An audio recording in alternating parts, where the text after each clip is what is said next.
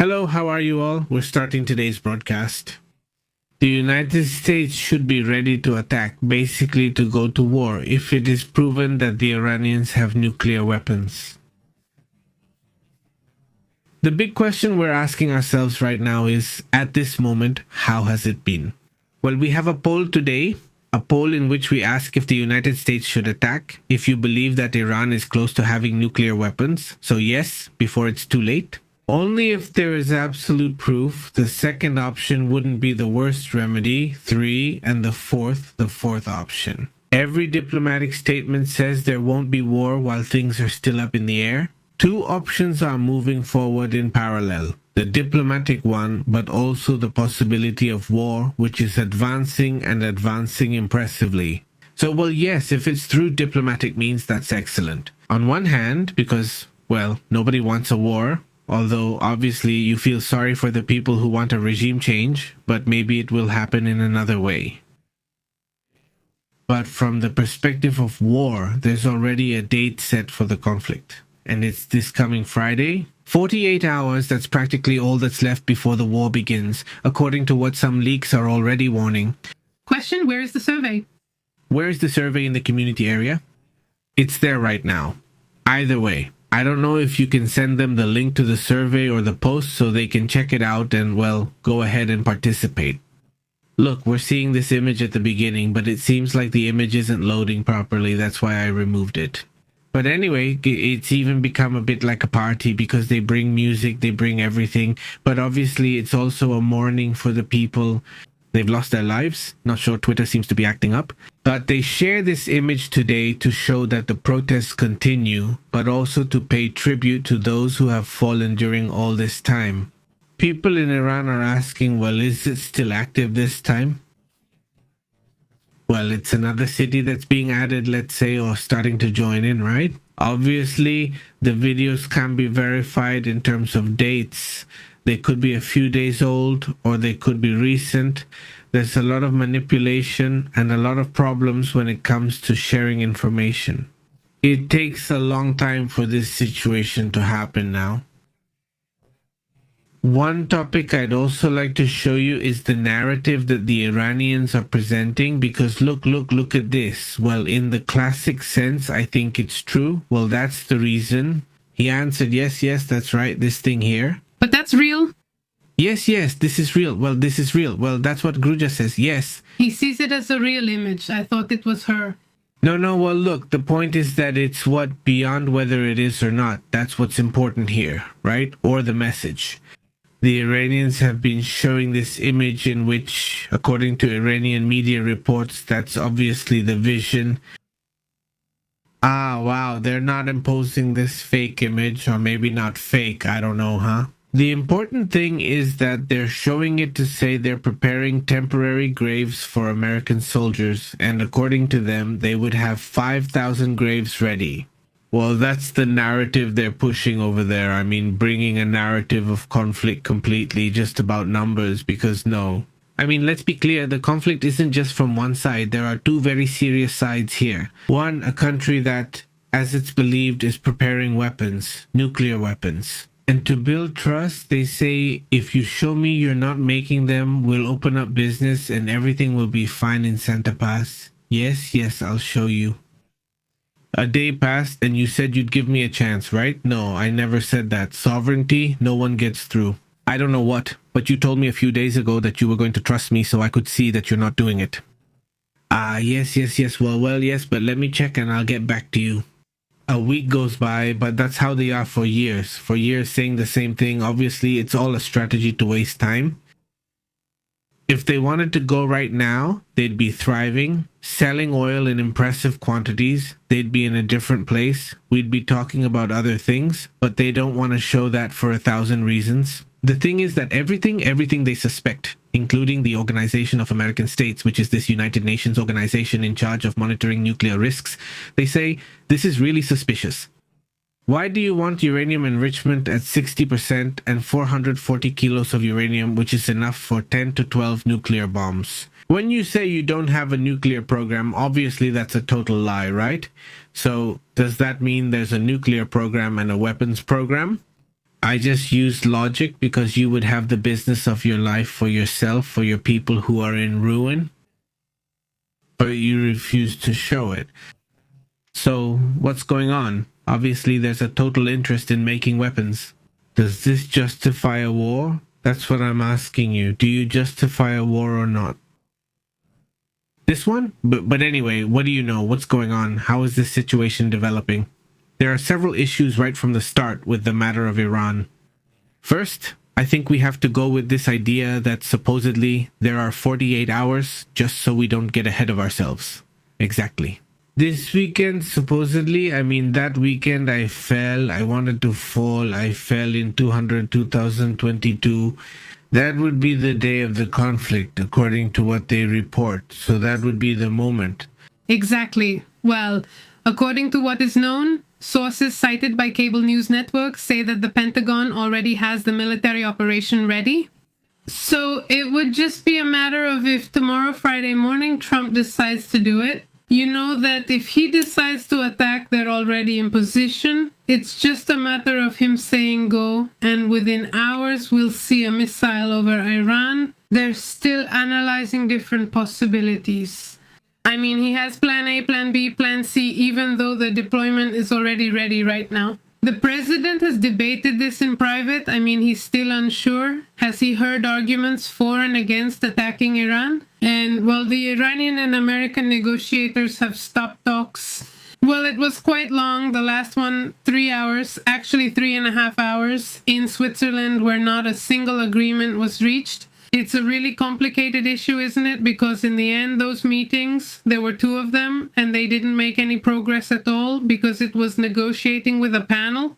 No, basically, what the United States is asking for, what Israel is asking for, is a firm no for the Iranians.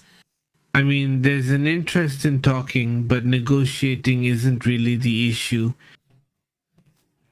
And to keep talking. Have some coffee, pour yourself a drink if you want. I don't know, we talk, we're there. But to negotiate, no, never. And the only one who seemed to negotiate. But I think that also, well, either he uses it or he lets himself be used. In fact, I found out if he was the Iranian president, but well, we all know he's not the one in charge. The one in charge is the supreme leader. And today showing military exercises with the Russians, which is also, we know that right now Russia isn't in a position to get involved in other conflicts, but at least, well, they're sending this signal. Now let's move on to another point within this same topic. Very interesting.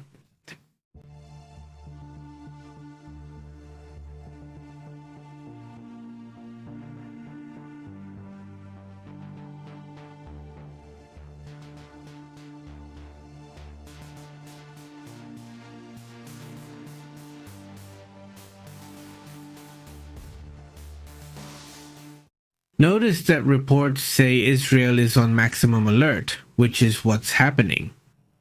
A topic that draws a lot of attention since, well, Israel had to activate maximum alert due to the imminent joint attack from the United States. Look, while I decide, the United States doesn't decide, so Israel can't just sit idly by. So should they just get ready at the last minute? Obviously not now. So they basically have to think as if, yes, Israel has to think it's going to war, and that's it. If it doesn't happen, then it doesn't happen. Because in the end, well, one thing is clear. If they go, they won't go separately. If they go together. Because Israel knows that in case of war, they would also be the first ones to be attacked. One of the main interests of the United States would be the military bases. But also Israel itself. Well, Israel is activating maximum alert in the face of a potential, basically imminent conflict. Exactly. Well, sorry. Imminent. And it's not just that, but they're doing what they're doing, which is flying. And I suppose other groups will be doing the same as well. Very good right now. Israel had a security cabinet meeting and they postponed it until Sunday to avoid a miscalculation in case there is an Iranian attack.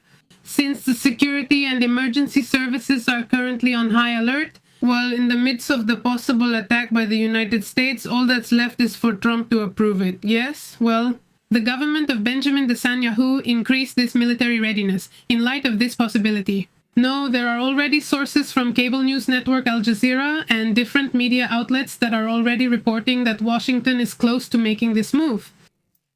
Let's say it's at the stage of deliberation, not of deciding, not of saying whether it will go ahead or not.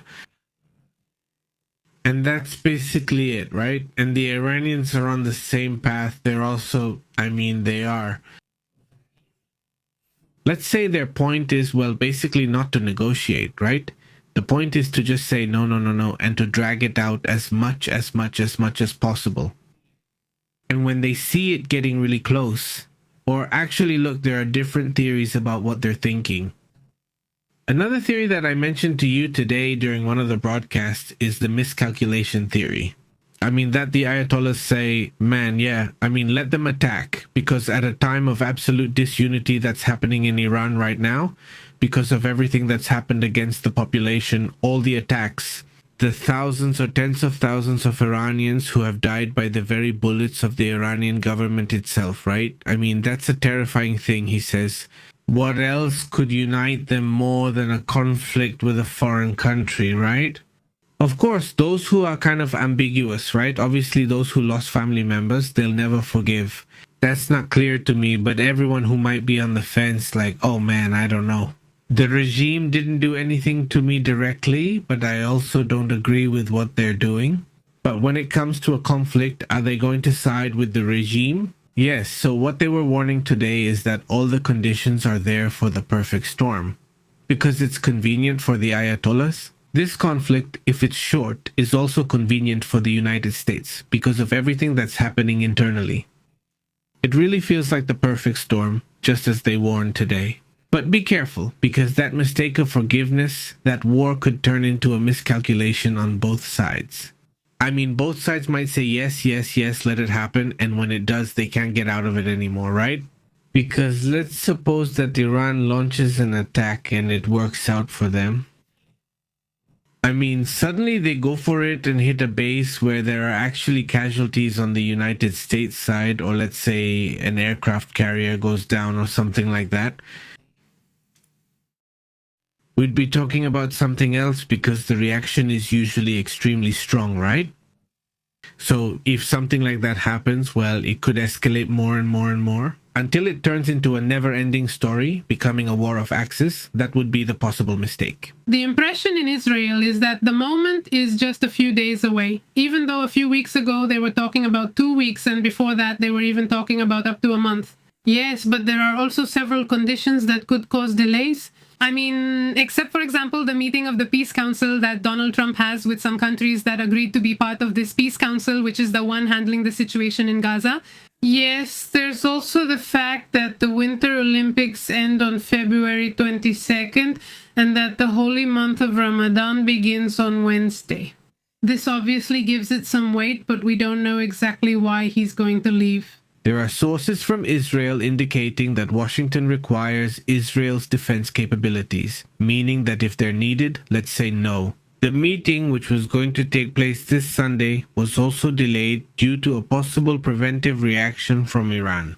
Before what I was mentioning, Israel assumes that the region could enter a phase of direct confrontation between Iran and Washington. And in light of this, there's the issue of the UDIs who will surely take action, Hezbollah, and mainly Hezbollah. Those two are the ones among the pro-Iranian militias inside Iraq that have been attacked the most recently by the United States. So I see it as difficult. I see those groups as weakened right now. I don't see them making any advances for the moment, but it could still be something else. That's also another interesting point. Let's move on to another topic because there are military exercises today. But there's talk of an airspace closure, and that's another sign to add, right? What's happening with that closure, or what's going on? Iran has issued what's known as the famous notice, which is an official aviation notification where they warn because there will be launches starting at 5:30 a.m. starting tomorrow, Thursday. According to the United States Federal Aviation Administration, they've likely already started or will begin within hours. The warning obviously affects strategic routes near the Persian Gulf and forces international airlines to slightly divert their flights to avoid any risk.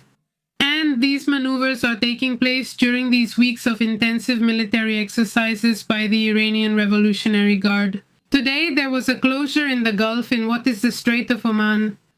Yes, the second one, since there was one yesterday too. Today, you could see images were captured of ships waiting to pass because this exercise was taking place. In fact, they were also launching small artillery missiles, not artillery. In their training, they were there in the Strait of Hormuz and in the Gulf of Oman. They were operating there and there was no passage. So the oil tankers, the oil ships were there in a very long line, just waiting for the exercises to end. Once they finished, they passed through. But this shows you that they can actually control or even stop the traffic if they want to.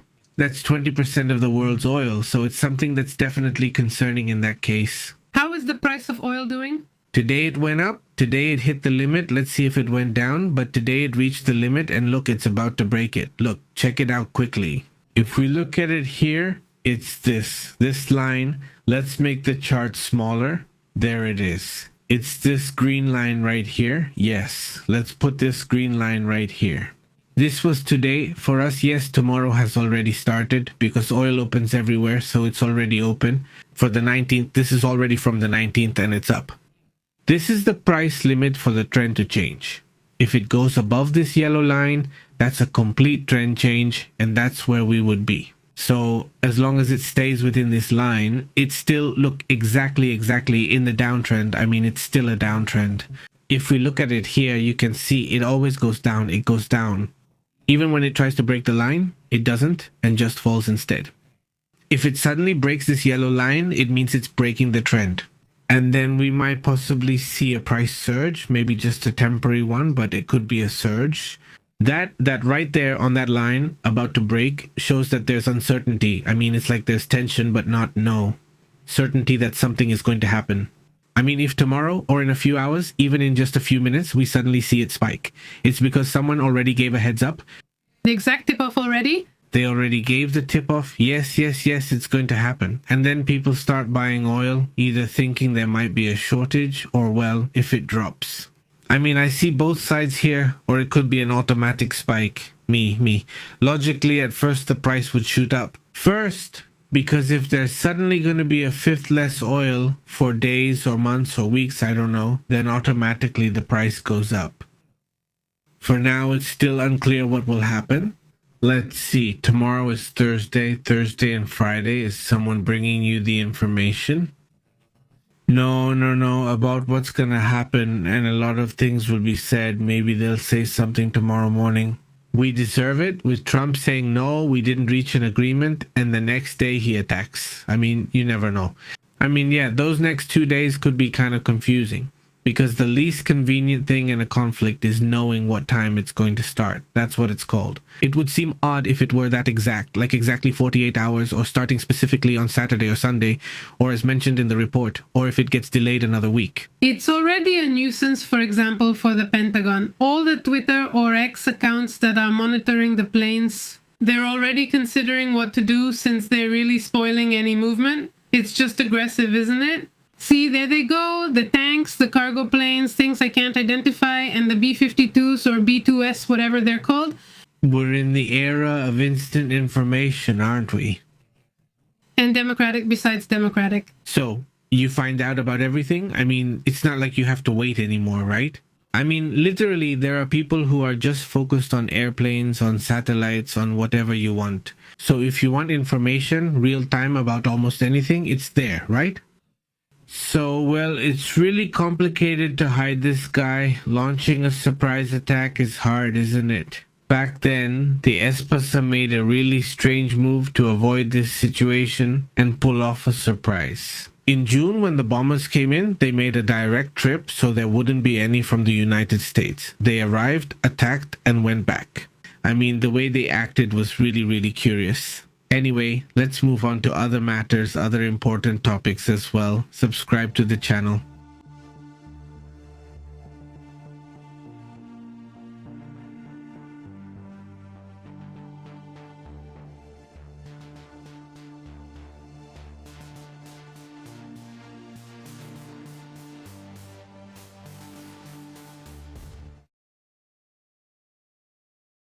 I was with you in Moscow, Mr. Minister, not only as Minister of Foreign Affairs, but also as a minister. Well, so what's going on? What is Vladimir Putin saying there? Well, he says Putin is a little upset and annoyed with the United States. Like, it's not cool for them to put those sanctions on Cuba. We've always supported Cuba, their right to live in peace.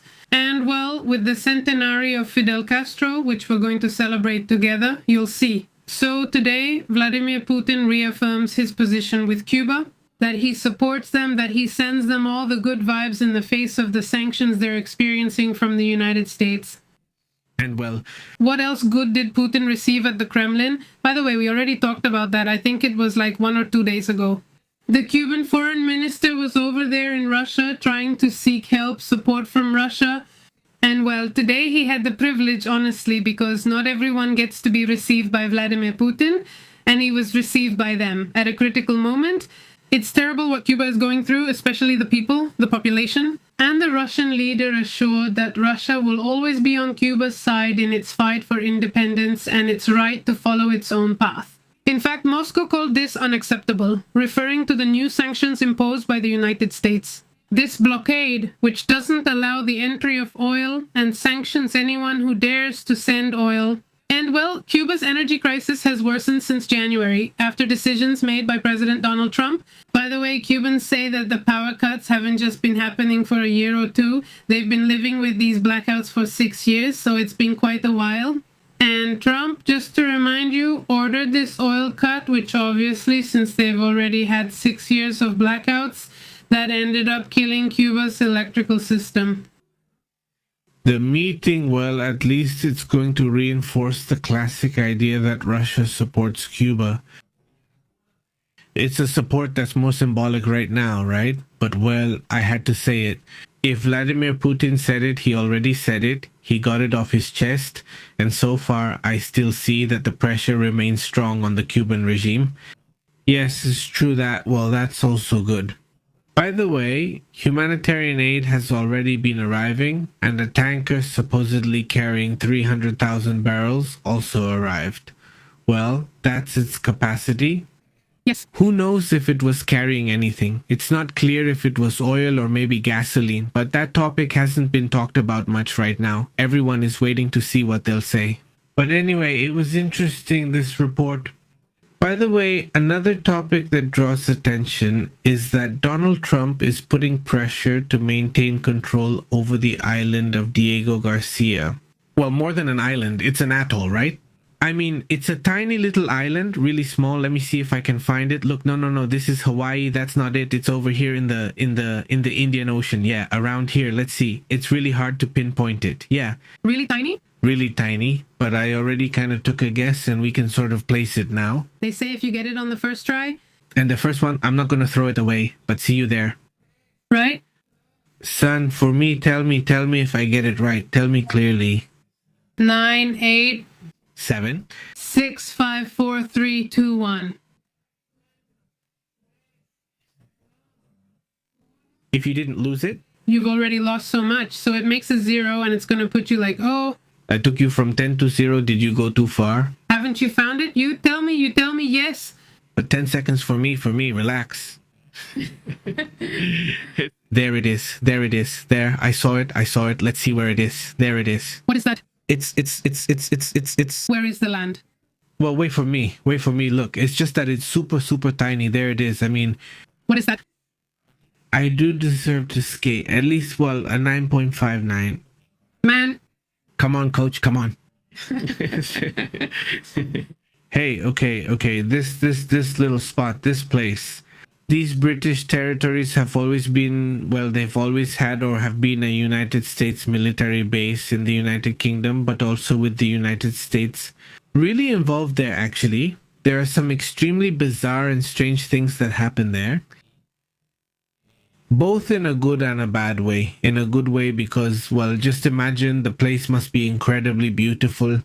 I mean, when you have a day off, right? As a soldier, I think you must have a great time. If you like the sea, you must really enjoy it, diving and all that, right? But aside from that, well, it's a military place after all, as was said at the time. Those who followed all the strange theories about M, they don't remember anymore. Right. That they brought there? They took him away. In fact, they even published images showing that they had him, that they posted the image. Yeah, just imagine, and they said, here's a piece of the plane, and I don't know what else, and check the map, and so on, right? So this, well, yes, there were a lot of strange things, but anyway, the point is that the President, Donald Trump, emphasized that the strategic military base located in the Indian Ocean is, for him at least, a key point in the event of a possible conflict with Iran. Because look, let's zoom out a little and you all can see it makes sense. Like this, it makes sense? Yes, it does make sense. I mean, look, pay attention to where it is, not the territory. Do you remember where it is from here? Well, look, you can attack Iran, but Iran doesn't have the capability to reach its attacks here. So that's always been the deal with this island. And what if you launch attacks from here? You see? Iran has no way to respond. It can't respond to other military bases. It can respond to Israel, but it can't respond to the point of origin. So, well, that's one of the ideas, right?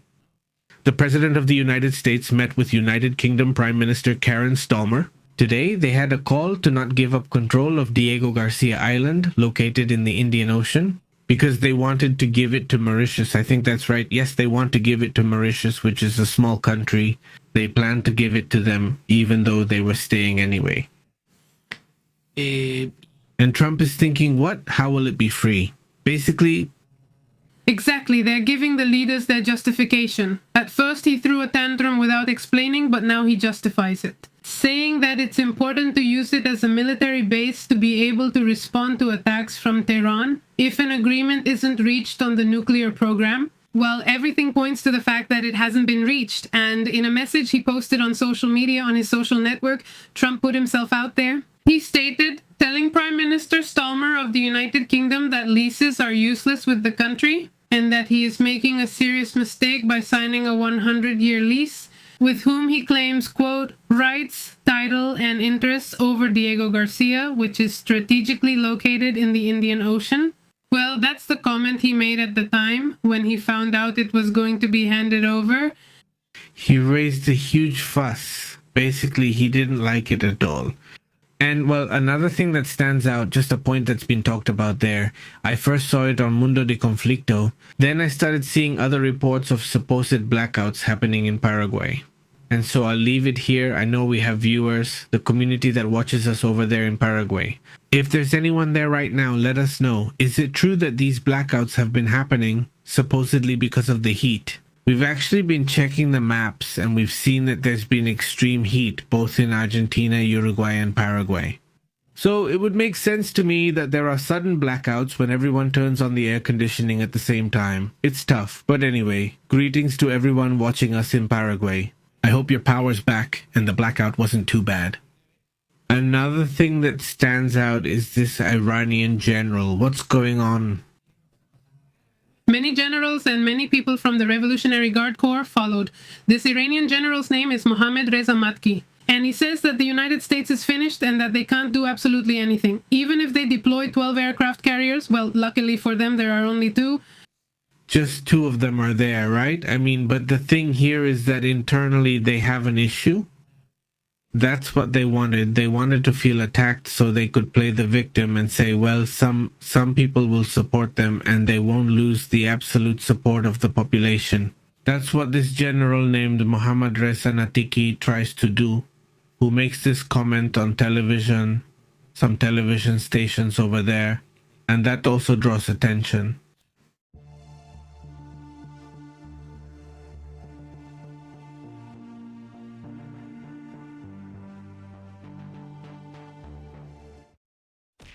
Recently, Barack Obama said that aliens are real, but that they haven't been seen. So then, lately, statements and matters related to unidentified flying object topics from other United States presidents have been brought up again. They realized, surprisingly, that almost all the presidents at some point have mentioned or warned that, well, there are strange things up there in the sky. Kirill, even during his presidency, Obama assured that he was going to have greater transparency on the subject. And we have to remember that Joe Podesta, a United States congressman at the time, later became Obama's chief advisor. He was openly a believer in the subject, and he said that the truth about UFOs had to be revealed. He was the first as a congressman, politician, and presidential advisor to start promoting the release of the information that was available. And then other Democrats and Republicans started to raise their hands and say, well, he's right, it has to be disclosed, but he was the one who started it. And in fact, when Obama finishes his second term, he gives him a sort of, well, I think as a gift to Joe Podesta, that's what he does. He reveals millions of CIA documents, he opens them up, and among those millions of documents, there were some folders about the unidentified flying object topic. So, from that time on, after Obama does that, and I think he does it for his friend Joe Podesta. By the way, he's the one who ran Hillary Clinton's campaign. I mean, he was the one who advised the campaign, which didn't go well for him. But clearly he didn't understand it. How to deal with the Trump? No, politically speaking, I mean, and in terms of the media, they didn't understand it. But that's another story, putting that aside and getting into the unidentified flying object topic and all this. There was a very interesting file, and thanks to that file, it's known, for example, that the CIA did conduct these studies on telepathy and telekinesis. All those topics, the project, what do they call it? The CIA project, also MKUltra. All that information came out thanks to what the Obama administration revealed at the time when he was on his way out. But there was a file that was only about things related to UFOs and how they had invested millions of dollars in investigations to try to determine what was happening with those objects. That's where the topic ended, right? But further back, for example, Dwight Eisenhower. Another president also said that he found this topic interesting, right? At the time, he faced several rumors that said he was constantly in meetings, even with people from other parts of the universe, right? I mean, there were theories that obviously were never confirmed, but that's what was always said about him, that he met with people from other planets. This Kennedy, well, let's remember that he intensified the space age and was very involved, but as far as we know, he didn't really talk about this subject. Bill Clinton, during his administration, he says, because he has revealed it in the media, that he ordered an investigation into Area 51 to see what was going on there. And he says that, well, no, he didn't find anything conclusive. That was the answer, which is curious, since you might wonder how an investigation can lack a conclusive result, like whether they investigate UFOs or not. And that's it, right? And then, well, it's not conclusive. So it kind of left the mind open to the possibility, like, we can't tell you, and that's it. I think that's basically it. Like, this is above your pay grade, right? George Bush didn't discuss the topic further in public, but in later interviews he acknowledged there may be unexplained phenomena. He left it at that. Also, well, Donald Trump, he admitted that they had shown him objects and they had shown him documents.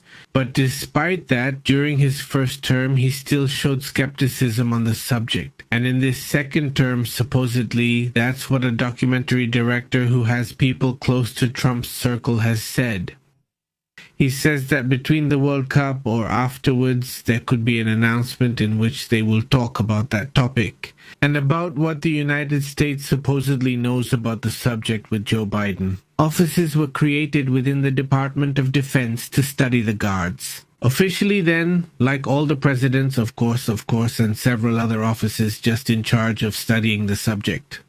And then, well, I'm forgetting there are several more. I don't want to go on too long about this either, but what I'm getting at is that it's when. There are people who take it as a legend, as a myth, right? I completely agree that one can and has the right to be skeptical. That's fine, I think it's good, but as long as you're a skeptic, don't be dogmatic. And when you see this, when you see that there have been documents, that there have been precedents involved in the subject, clearly there's something interesting to study, so that dogmatic skepticism doesn't help you. What we need right now is open-minded skepticism. I'm not going to be skeptical, but I'm going to study it seriously and see what's really there. And how far can we assume that there are strange phenomena in all of this? We don't know. I think it's important to open your mind a little in that sense. And what about beyond what movies or television shows show us, or everyone's imagination? Beyond that, what is it that we can actually understand? I mean, there's an aerial phenomenon that's still there that doesn't have an explanation from the point of view of physics. In other words, they do things that, in exact theory, physics can't explain at the moment, and therefore, the materials these objects have can't be explained either. So if it's something different, is it a phenomenon? It's a phenomenon that has also shown it's intelligent by its movement, by its behavior. So, well, now from this to saying that they are Martians, right? Are they? I don't know what or who. No, we don't know. I mean, that's not it either. I mean, you can't jump to conclusions. And there's a lot, I mean, an exaggerated amount of misinformation. So does that also undermine the topic? No, I understand that part. That's why sometimes there's like an exaggerated skepticism, because there's also an exaggerated amount of misinformation, but really exaggerated. I mean, you see things like Big Brothers and other really far-fetched stuff that we talk about. Exactly. For example, she's not like that exactly, but there are a lot of people like her. So, well, unfortunately, that takes away from what is more serious dissemination, even though it does exist, obviously. And, well, that's how things are, right? Let's go together, and we'll also move on to other topics. If you're here in this live stream, or if you're watching it later, please give it a thumbs up or down. Like it, dislike it, but participate, okay? That's always really appreciated. Let's move on to other important topics.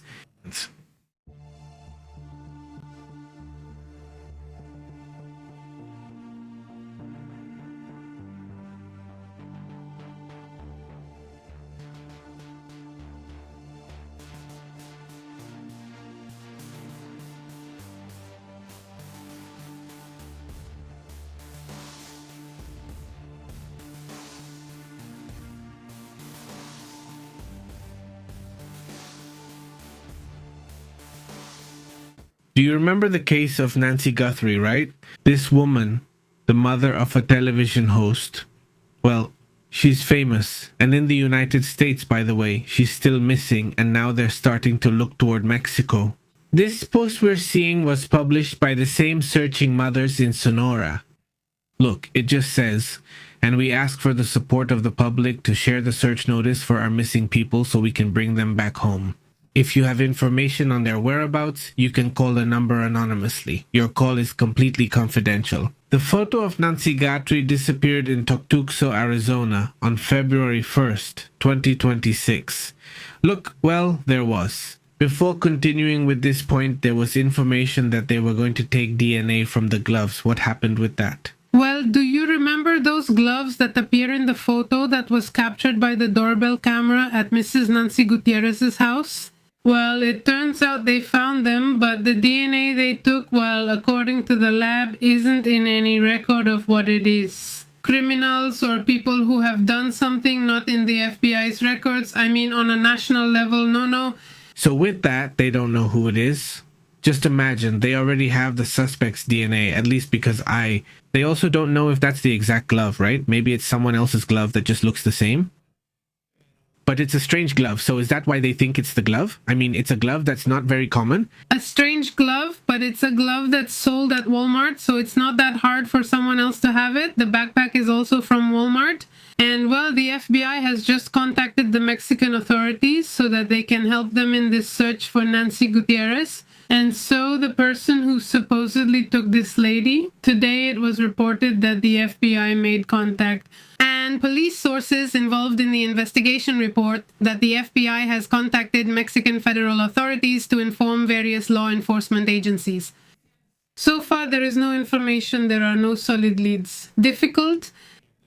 Every video I see of the daughter here, she looks more haggard, and bigger dark circles, and everyone in the family is like that. I imagine they're all having a really, really hard time. I felt the last one. From what she says, well, they're assuming that maybe she's no longer alive.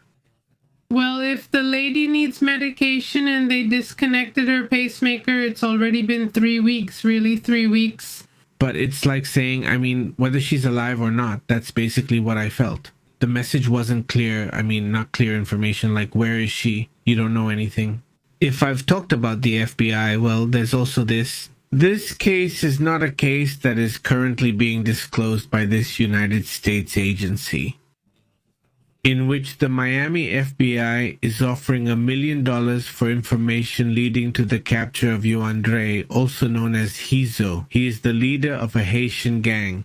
The 5 seconds, not like 5 seconds. I don't understand this French of mine. Well. About them, they don't talk? 5 seconds. I think it's that they speak French and they talk to the other one. He says they are accused of kidnapping, murder, and other very ugly crimes. The thing is that the Federal Bureau of Investigation office basically announced that they're offering a reward. I mean, $1 million. I mean, it's rare for them to offer millions. It's usually just for drug lords and people like that, or presidents like Maduro.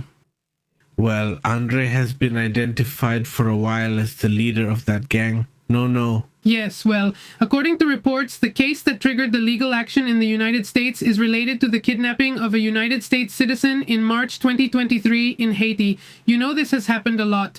This person was held captive for 9 days, according to the United States Department of Justice. The criminal complaint was filed in the District of Columbia after it was confirmed that there were direct ransom negotiations with the victim's family.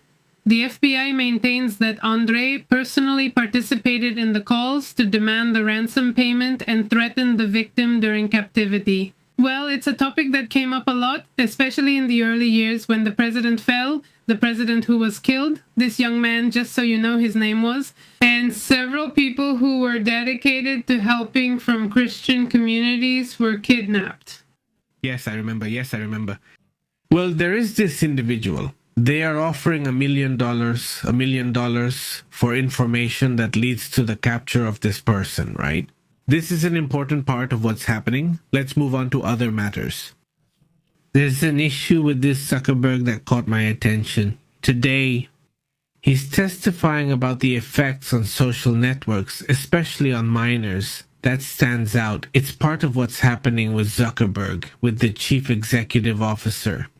He was the founder and creator of Facebook, one of the most well-known social networks. Even if it's less important, the point is that the chief executive officer of Meta is facing parents and a young woman who is suing and accusing Instagram of harming her mental health.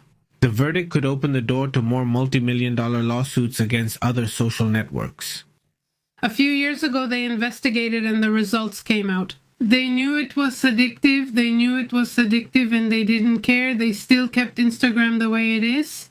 And well, this person who is suing Mark Zuckerberg has only been identified as Kaylee. She accuses Meta and YouTube of deliberately designing addictive features that got her hooked since she was 9 years old.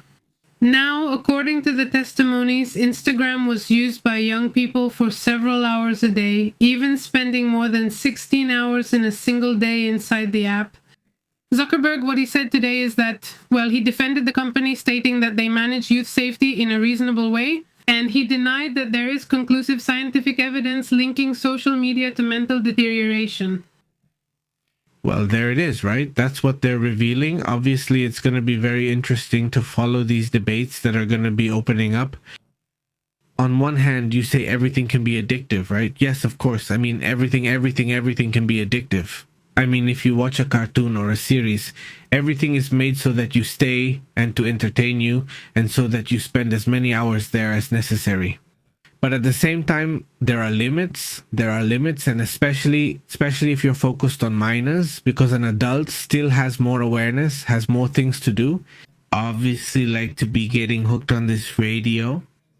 And there are also adults, obviously, but you have to do things in normal life, and in theory, you have a more prepared mind, but when it comes to a minor, well, that's already a different issue. I remember that lawsuit that was filed over the advertising issue, and it was achieved by some parents. In California, they managed to make it so that advertising on Google and YouTube was no longer targeted to the preferences of minors, but instead was general. Oh, you want to put advertising for minors? I mean, you can put it, but the advertising is generic.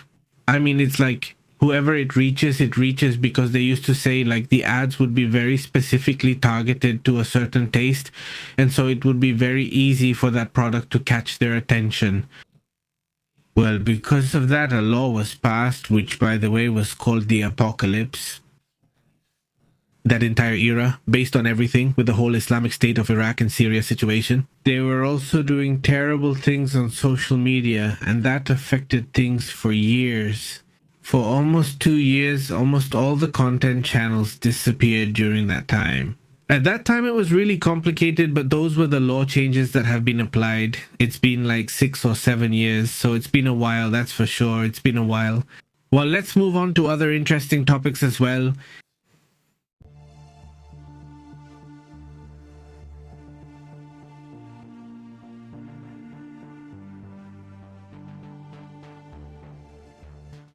Seeing military personnel and also the chief, the person in charge, General Donovan, the commander, the one in charge, the commander of the Southern Command of the United States. He asked if you enjoyed the trip and the small party on January 3rd. He said, I mean, well, just imagine this person in that photo stepping on Venezuelan soil. And well, at one point, this Padrino, who is the Secretary of Defense, said, he's missing, nobody knows where he is. Well, I haven't seen him. Well, today's show, El Del Mazo, I don't know what it's called. Was it cancelled? Yes, there wasn't one. I mean, of course, coincidentally. Wasn't it the commander of the Southern Command, General Donovan? By the way, this godfather once said, a soldier will never set foot on Venezuelan soil. Well, he didn't. Me? As far as I know, he was the godfather. Anyway, the point is that this image of Donovan on Venezuelan soil is shown. Obviously, that's something really strange. She is in charge of a business that's kind of like an ambassador, so to speak. Yes, she has been an ambassador several times. Now she's the head of business affairs. They still don't officially have an ambassador in Venezuela, but the other one already arrived. Last week, the Secretary of Energy of the United States went. Now the head of the Southern Command is going to Venezuela. So obviously this draws attention. What's going on? This meeting has obviously been considered historic. By the way, in the images, there's Delcy. It really caught people's attention that the photos of Chavez and Nicolas Maduro disappeared. And in the statement released by the embassy referring to the Southern Command, well, they reaffirmed the United States' commitment to a free, safe, and prosperous Venezuela, and that everything should be for the benefit of Venezuelans, it says. The Southern Command is committed to advancing the national security strategy, working in collaboration with partner countries to build a safe and prosperous future in the hemisphere. Well, it's their turn now, not bad, because reality will have to open the doors to the head of the Southern Command. It's really crazy, honestly, to see this. And well, yeah. Another thing that also draws attention about this visit is that it happens at a time when the diplomats from Qatar have also arrived. Yes. It's interesting because supposedly, based on what was said, I can't recall if it was the New York Times, but they had information that Delcy Rodriguez negotiated in Qatar with the United States the handover of Maduro. Well then, it's curious that one of the first countries visited by Delcy's Venezuela, so to speak, is Qatar, right? Obviously, it's not a coincidence. The message is very clear. Those who said they had negotiated Maduro's surrender in Qatar were wrong. Well, that's how things are, right? And well, too little time has passed. The surprising thing is how quickly things can change in a country where nothing ever happens. For years, and suddenly everything happens in a super short period of time. But what is it? It's amazing to be here watching the history of what's happening in the world with you all, isn't it? By the way, well, this is happening in Pesco. What's going on over there? Yeah. It's like over there in Russia, there's a really strong attack from Ukraine. Obviously, well, you guys are hearing how it sounds. I can't hear it. Well, yeah. Yeah. More or less. You heard the sound, but, well, you didn't hear it anymore. Pepe just wanted to point out my mistake there. Yes, exactly. You have to point it out. You have to underline each other's mistakes. Okay, I get it now. Well, honestly, it's been about 3 weeks that things have been going really badly for the Russians. Ukraine has achieved in 1 week what it couldn't achieve in 2.5 years. It's accomplished even more. Well, it's impressive. Between that and the economy, it's tremendous. Anyway, let's move on to other matters as well. This is another image of Peskova. It's another image of Peskova. Well, there are some of the attacks and also with an impressive amount of drone production. Let's see. Here's what happened. I got confused with the one from Qatar. The one from Qatar, yes. The other one was secret since Peru got it. Yes, the one from Qatar. That's where all the pomp arrives. Not a single photo of Chavez, not a single photo of Nicolas. Neither Chavez, nor Nicolas, nor anyone else, but besides, this has been seen. It's total pomp, right? I mean, that's how it is.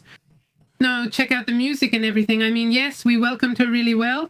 And you end up exactly with the national system of orchestras and dance music. Well, it's a happy country in celebration. I mean, from the government's point of view, you don't see a country. That, as I wanted to say, and that we're sad because he left, that doesn't work for me. They're at the big party, No. And even more so because the people from Qatar helped out there. Or, well, this is also part of what's happening right now over there in Venezuela. The Venezuelan community will tell us more. What do you think about these visits, about these movements? Meanwhile, look, there's the exciting place. This one is with an Arab? I don't know. Yes, no, so I'm letting you know. Are you telling me, hey, so what happened here? What was it? Was it good? This was a flood and it happened in Ecuador where soil was also brought from the Chimborazo area. Well, Chimborazo? Well, it's a debris flow, right? In the province of Chimborazo, Ecuador, according to reports.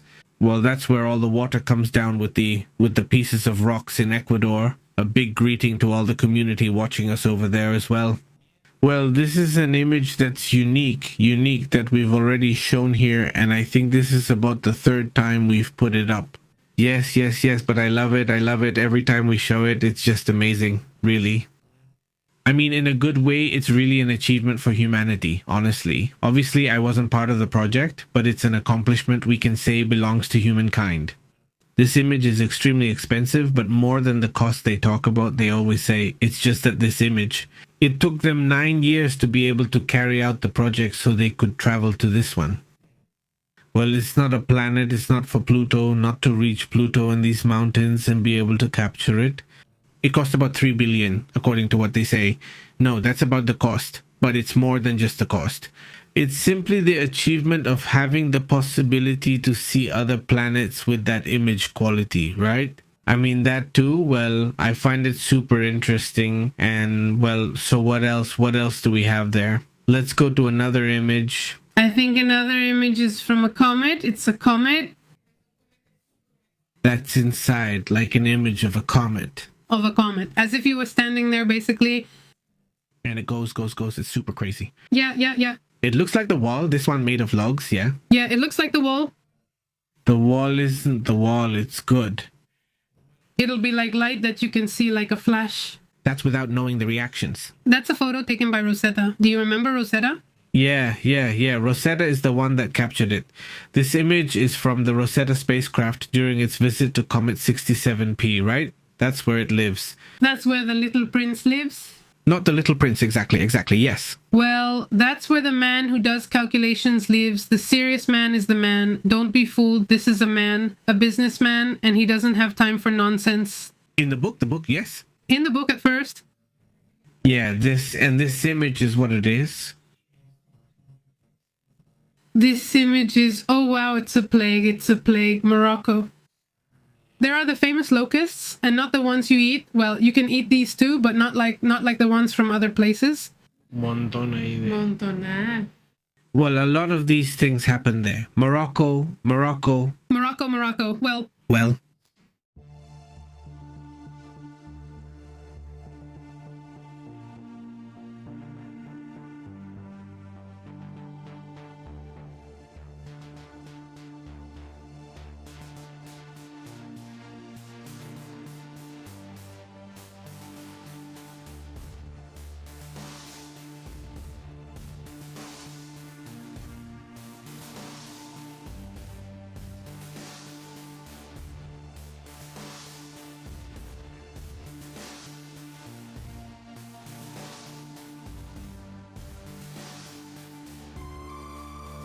Let's go. Let's move on to the comments now. Or what happened? Yes. Let's go to the comments now. No. Varios asuntos ahí, Sí, rapidones. independently, but several things like that. Just so let's go. Comentarios.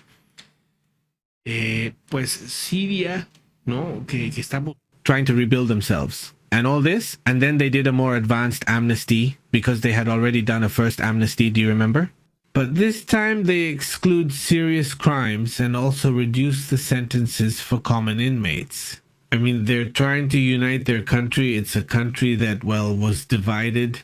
It's a civil war that lasted many years, and they're trying, well, to move on or somewhat forget the past.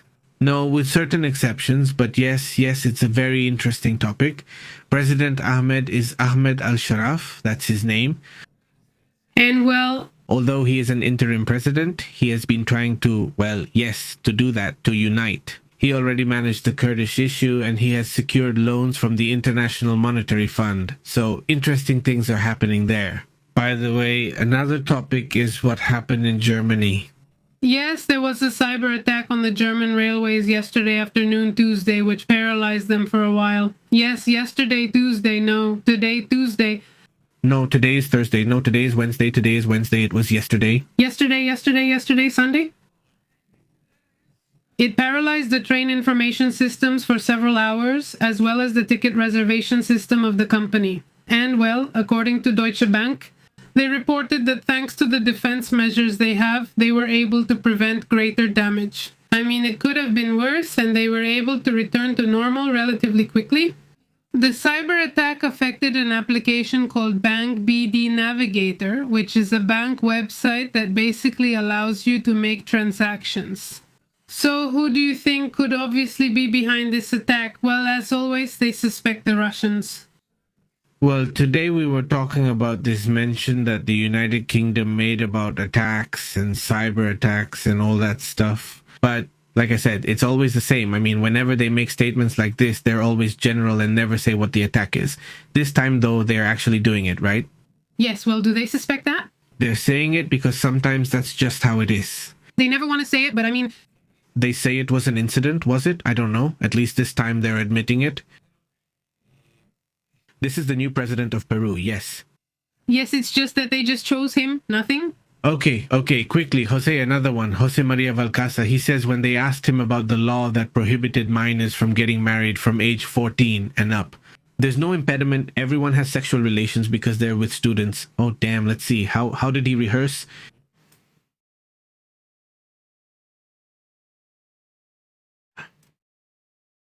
Let's see how it goes. We're doing fine. According to the law, the civil code, anyone 14 and older, there's no impediment. Everyone has sexual relations. The law allows it. In other countries, it's 13 and up as long as there's no rape. Everyone has relations. There's nothing about teachers with students, between students too. As long as that doesn't happen against people's freedom, it's allowed. That's why it can be a contract. It can... And I think it's going to last very little. Mariana kicks him out. It's old. It's from 2023. But a comment that he made... But is it really the new one? Let's see. Jose Maria Bancasa, check it out. It's the one we talked about yesterday, Jose. I mean, he mentioned that in 2023, what we're seeing here, but they're bringing the information back. They don't pick him as interim president. Ah, wow. Peru always surprising. I mean, no, man, but... Yesterday I was here congratulating them. And no, man, Peru, and they're no longer the Peru of Delfin. They went back again to the Peru of Delfin. Chihuahua. Greetings to all Peruvians. But how is it possible? Every time they choose worse ones. The situation is getting worse. What's up with that? What happened? Where does that come from? Is it normal for a 14-year-old girl or boy to have relationships with their teachers? I mean, well, this...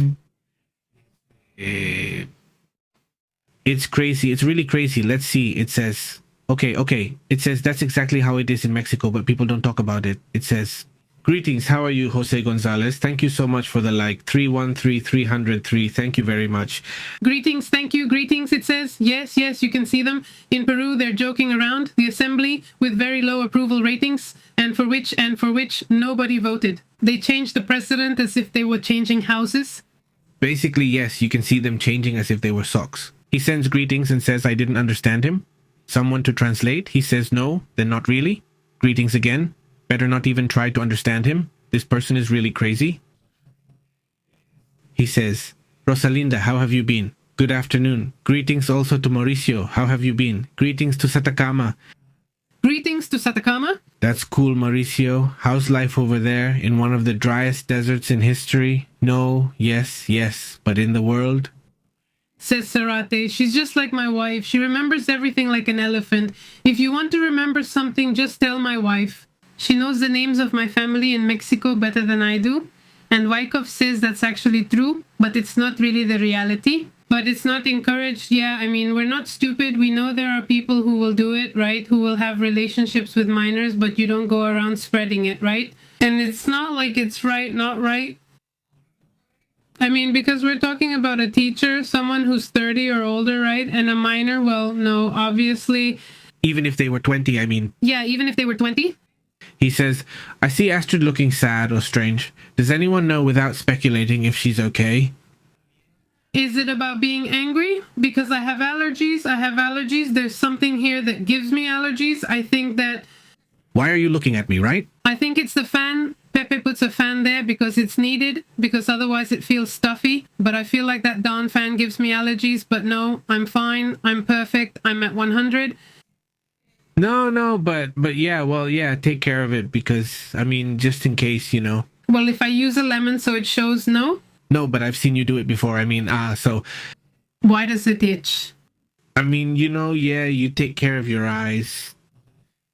Greetings, Griselda. Yes or no, yes or no? Is that this? You suddenly felt cold? What do you mean suddenly felt cold? Did it really paralyze your face? Basically... Oh, my face? No, look, my face is normal. Look, it works fine, that's all. It's just the allergy, like my eye is burning right now. Omar Hernandez says it's more than just getting it out. Yeah, I would have to take the pill, but the pill takes a while to work. You know, I don't know. Because I didn't get anything anymore. Dice Omar Hernandez, no solo se trata de sacar al presidente. Yes. Yes, I mean, well, halfway there, first step, good, second step, well, not bad, he says. It's not just about being good. Greetings, Omar. How have you been? Very good. Greetings from New York, this guy says. He went to the island, to the beautiful island. He liked it too. All right.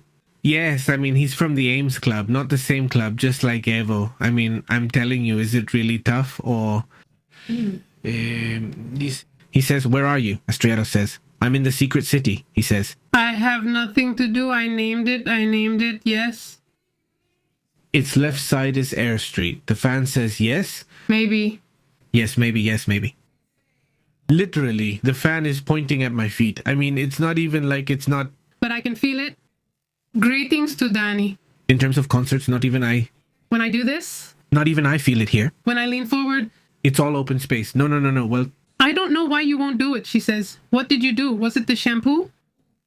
I don't think so, because all day nothing happens to me, nothing else. After a certain time, I start... Greetings. And I already saw that this says Wyckoff. No, that's why you don't joke about Wyckoff, please. No, of course not. Don't joke about that, please. That's a no. I mean, but I did notice in an old video that I said, hey, you also had it there. I mean, a video from like 6 months ago. Maybe I'm just unbalanced like this. No, you're not like that. Does that mean something? Maybe it's just the lights or something. Because the lights can do that? I don't know, but yes. Well, let's talk about other things better. Greetings to Danilo de la Cruz, who says good evening. In the Dominican Republic, they closed the Drug Enforcement Administration office because of corruption. He says your eye might get dry. The group suggests discussing important things. Yes. Like, what do you mean, your eye? Not about your eye? I didn't loosen up my balls. Greetings to Wendy Arias. He says, but that's not the only problem. It's the president. The people chose him. Well, but that president wasn't chosen by the people. He was chosen by Congress because he's interim. It's only for a bit, but they really choose some characters. Greetings to Beatrice. How are you, Beatrice? She says, greetings from my class. I'm dressed as a little pirate. I mean... You came in? Like, what do you mean? That you're there? Greetings, Jose. I planned to open a new business, but kept forgetting what it was. Sometimes I would just go sell instead. No. No, what was it? But right now, Jose Tocayo tells us, he says, Danilo, how have you been? Greetings, Danilo, from the Dominican Republic. Very good, Rosalina Moreno, how have you been? Greetings. And Pedro, how have you been? Very good. And look, it says, it's the light that shines on them. It's so strong that it doesn't cast a shadow. The eyelid acts and makes the eye look smaller. Because I know it's been months, but it's only been like 2 weeks, 3 weeks that I've been feeling this way, not months. Yes. See, no, that I watched the video and paused it, and then I said, oh no, I also had something in my eye. For me, I married her. She has her eye like that too. I was going to talk to you, but I wanted to look for it again in that frame, and I couldn't find it. And I said, no, well, maybe I imagined it. But anyway, this one says mine. How have you been? Greetings, Griselda. It says, I had an allergy in my eye. It was bad. When I was a kid, it happened to me a lot like that. But you? Both eyes? No, I'm not going. But it makes more sense to me if it's both. That's why I say it seems more logical on one side. Just like that, I don't know what doctor you say, and Peperas, later it's going to come out on the other side, and it never did. Shout out to French fries. That comment. When there's an allergy, if we feel the air from the fans, even if they're pointed the other way, that's how I understand it. Bee chips. So it's very sensitive then, right now, the eye, because of the allergy. But then it's about seeing what is causing you to react. Because we have a candle here, and with the candle, it seems like you felt it more. And we took the candle away for a while. This was about a month ago or something like that. And we took the candle away. And I thought that maybe you were used to it, so I stopped. Just like that, I stopped. Yes, it's used. Roberto Carreras de la Buenas noches. Greetings. He says, description of, let's see if they didn't jinx him in. The problem. But in their constitution, the assembly has more power than the people, he says. Okay. So if the power of Congress is very strong, then maybe it's like suddenly it's wrong to have presidentialism. I don't really know what the father is. On one hand, you don't want this mega super strong president, but you also don't want a weak one. You have to have a middle ground. Says Pixel, I got tonsillitis once, but only on one side too, and my doctor was just left like that. Kind of psychosis. If they pass it, weird things like that, you don't sue them if it happens and you set the date. I have a lot of energy for the Polynesians, about the Polynesians, and he's going to make the pollen and dust. Would I have to live just once? That question, do you have children? To know if you also have oak like this, oak, pineapple, where do you live, oaks, or do you live in Pinar? Health, very good. Says Dorian, my allergy started 3 days ago. And another thing is we're already starting with the pollen one. Everyone, yes, it could be. I mean, since we've lived in another place for many years and suddenly we moved. It's the first spring? So it could be, and we're also moving to a middle area. Yes. With lots of trees at the same time, if you do something very curious. Daniel Gonzalez, but... Dorian says, did my allergy start? 3 days, did it detect the communication of pollen to... The same Daniel Gonzalez. For me, yes, it started. The Polynesians too, and will it? He says, I'm taking a class to get a certificate. Go ahead, the company. We have to project things. Like Tapatia's buddy says, you have to think big if this guy knows who he is. I gave you the phrase yesterday. I told you, remember? Because I saw it in a commercial. Yeah, you have to think awesome things. Didn't I? Do you miss it too? Could this be Guillermo? No? No. No. Yes, better. I said that too, but no, it's not the one that was in the ad I saw for Tapatia. Let's see if you can guess, Astrid says. That feeling you have, that's right. You say what I feel for not having tears, for the longing, Chicharito. Exactly. If they put me in an ad, then it's a screen. And suddenly he's driving and I say, should we think about cool things? Or I don't know what I said, but... And then Astrid quickly turns around to look. Where did I read that? She said, because she thought she had read it, right? But since the screen took it away, she didn't know until today. I told her, but yes. Yes, no? My son-in-law says you have to study it, sorry. It's like they were glasses with an ultraviolet filter. Maybe for that, yes. It could be that, at least for a little while, if we're thinking about going in at least for a little while each day. Using it too much isn't good either. Yo tengo lentes, me vale que sí. Using it a little, I think, yes, it would help balance things out, especially his no. Overusing the protector isn't good either, as it doesn't affect you directly, but alters your perception of colors and lights for too long. This one says thought, and action. I would add that it's better, I like your phrase more, if they are seen without thought and action. Degrees, exactly, can you imagine it? And now we're going to... And think big. As you say, sometimes I love that idea. I'm not saying what we're going to do if we're already on this planet, which is already a mega ultra coincidence to be on this planet at the very least. Trying to do big things seems great to me, no matter the condition or age. You don't have to think about anything else, you just have to think big and awesome. We have to project ourselves so it can become real. Now with baby steps, but not like that either. Exact actions. Now, yes, that moving forward, thinking big and moving toward having that clarity, just knowing where you're going. Because there are a lot of requirements in California, just like in the United States, there are a lot for everyone. Everyone, very important. Another part, if I remember from a movie, what's it called? In Spanish, they called it Bronca, but in English, it's about an Asian person. She is, just like she's an incredible commander, also a good actress. Now we realize that he wants to have a business first, not in gardening or construction, but for him it's impossible. He is. It's really good. It's a series. Watch it. It's really fun, but it goes beyond what it seems. From my point of view, they explore things that normally in American series they don't really dare to do. Chicharito is my son-in-law, but he doesn't know it. Greetings, a great thinker from Guadalajara, Chicharito.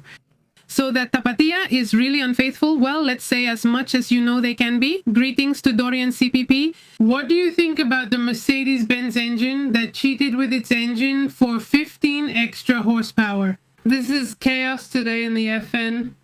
I didn't know Mercedes-Benz cheated there. This is chaos, and Checo Perez is the one who's with Mercedes. Honestly, I don't know anything about it. But I'll check it out if I see something like that. If it interests me, I'll get into it. But I don't watch it since it's not my thing. That's it. I saw something about F1. I saw a video someone posted on Twitter that here you can't see it. You can see the F1. Yeah. But I didn't know that.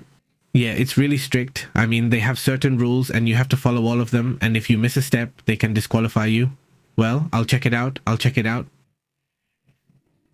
just got chubby for you, honestly.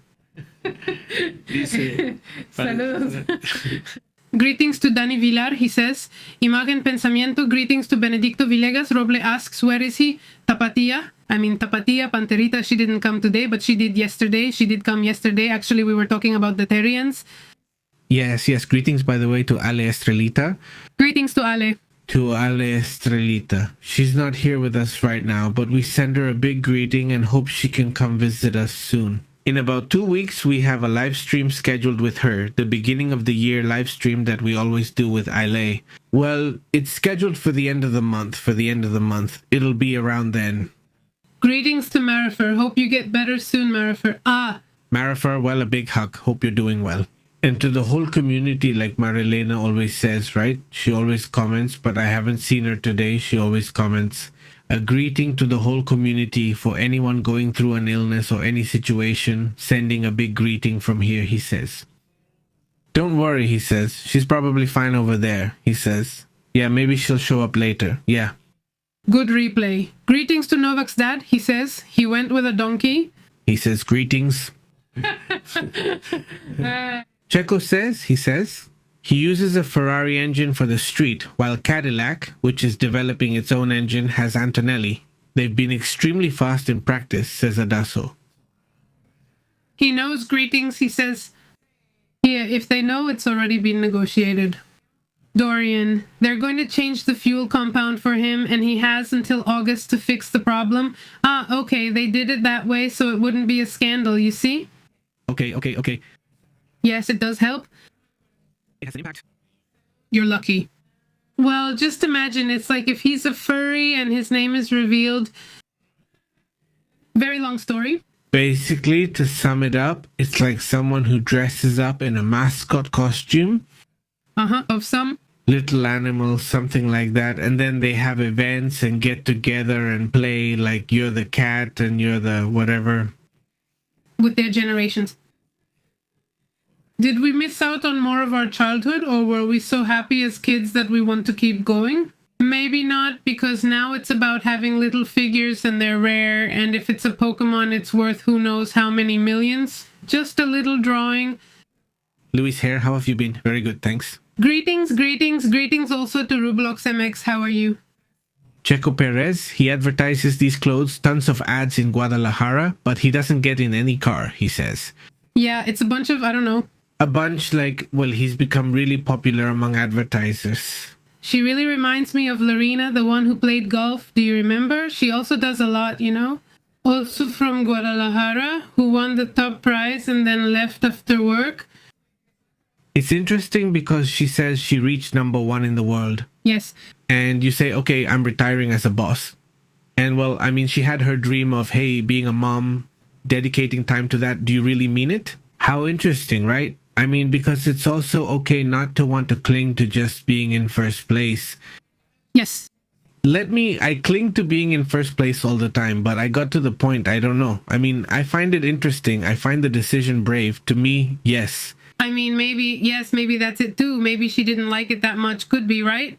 And she said, well, that was my goal, so bye, right? Yes, exactly. But there are people who stay there their whole lives. I mean, because golf has a long life.